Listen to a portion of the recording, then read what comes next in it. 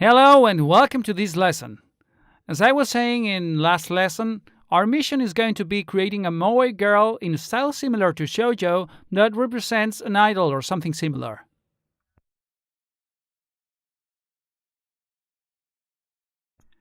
The aim is to apply what we've been working on a character you create. In this case, we're going to work on the hair's part and how to develop it, depending on where the roots of the hair are. In the case I just did, I situated the root line in the middle of the head, and the arrows I created indicate the movement of the hair and the direction it has to follow, so it looks more natural. As you can see, the root line indicates where the hair grows from and the way it will fall on the sides. As I just said, the arrows tell us the direction towards which the hair will be oriented. There's not much mystery to this trick, and you can practice it depending on the haircut you want to give the character, or however you feel more comfortable. For example, in this second case, the root line will go towards one side of the head, and right now those arrows are the ones that have indicated the direction towards which I want the hair to be oriented to. As you can see, the haircut looks different thanks to placing the root line somewhere else, and thanks to those arrows we can visualize where the hairs are directed.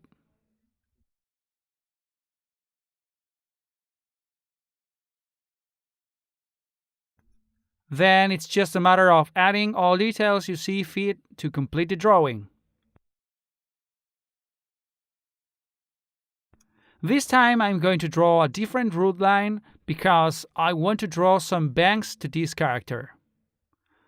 I'm going to lower the opacity, and this way we see the root line directs the hair towards different directions.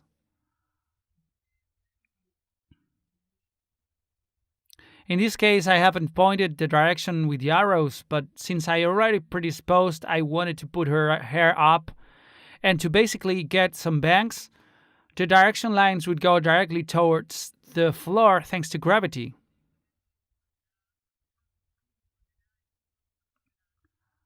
They will start from the head and go towards the inner part.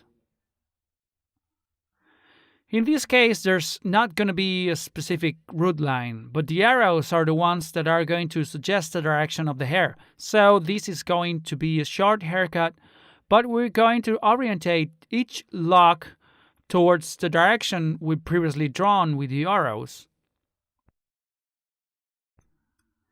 It would result in something like this.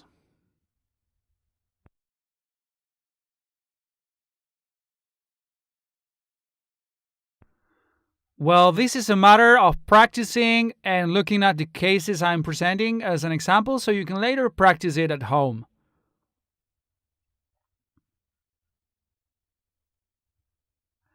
This time I'm going to divide the head in the middle, and the line we've made from ear to ear is going to represent the end of the hair. This time I'm going to raise the bangs, and I'm going to position it this way so it looks a bit more anime, more manga, more Japanese, since it's a usual hairstyle you can see in some girls with this style. The difference is that I'm going to put her hair up, and I'm going to do a ponytail so you know how it should be oriented. Each line would be a curved line like an arrow, and that's what would represent the direction of the hair.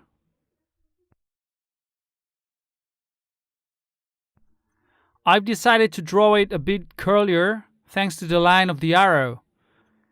And well, in this last case, I'm going to set a more irregular root line, so you see you can have slight creativity when setting the hairstyle you can think of in this case.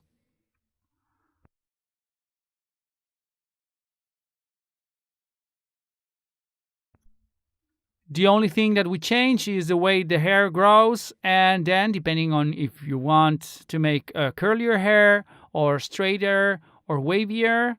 You just have to draw these root lines, so it's a bit more logic. It can't grow from the void, and this makes our drawing more natural.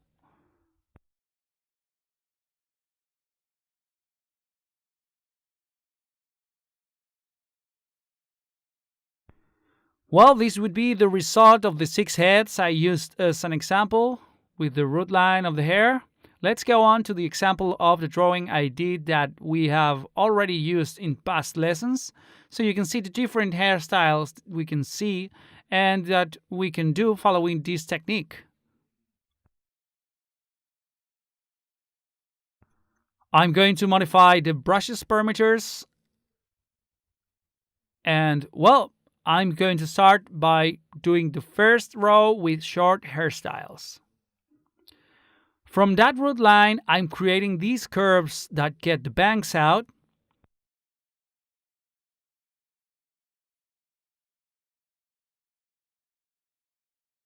And creating these little external locks, I'm getting the short hairstyle that we just invented. You can try to analyze the characters you like the most from your Japanese readings or favorite shows and try to copy them applying this lesson. Placing the root line on the photographs or on the drawings of them you can find.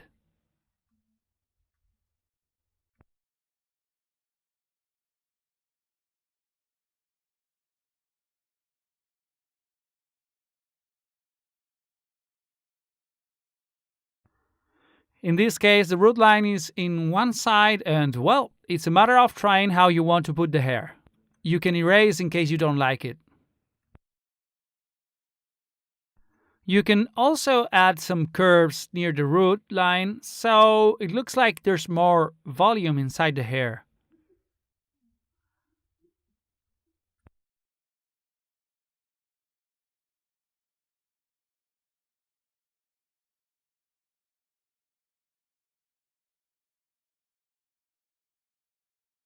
It's taking more time than expected to finish this part here. We're going to go on to the ones below, which would be girls with long hair. On this one, I'm going to set the root line here, and as we did with the one with the ponytail in the previous part of the video, I'm going to draw these peculiar bangs, and I'm going to draw her hair a bit wavy.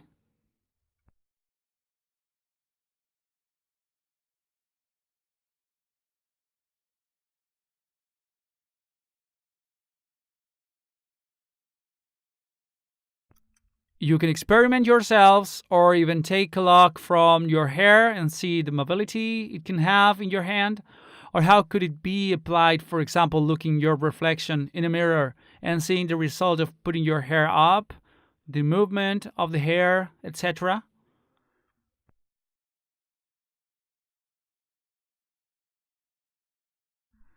For example, this last one here, as we did in the last part, I drew a ribbon and it put part of the hair up, and that's why those lines differ.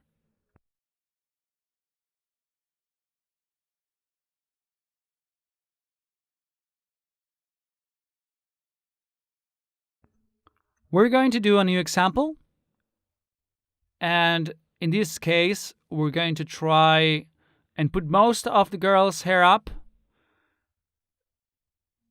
So from here, I'm dividing the head. The stroke I just did was the hair tie. And as you can see, I'm doing little lines in the direction the hair is going in order to give more realism. Now I'm adding the bangs, and the last thing left would be the one that's up. It would be like a short ponytail, so it would look like this.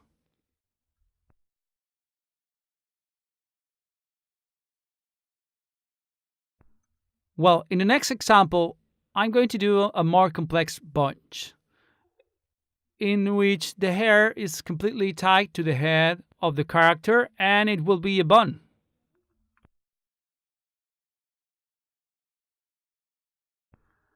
We can add some kind of loose hairs in order to give more detail to the drawing so it looks better and it looks more natural.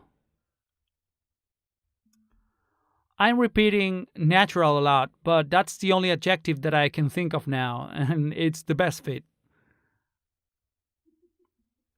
In this last one, I'm going to put two bunches. I'm going to curl her hair a bit too. And well, if you noticed, it's quite natural for the girls to wear bangs. It's common and gives a more traditional touch to the hairstyle that we can portray.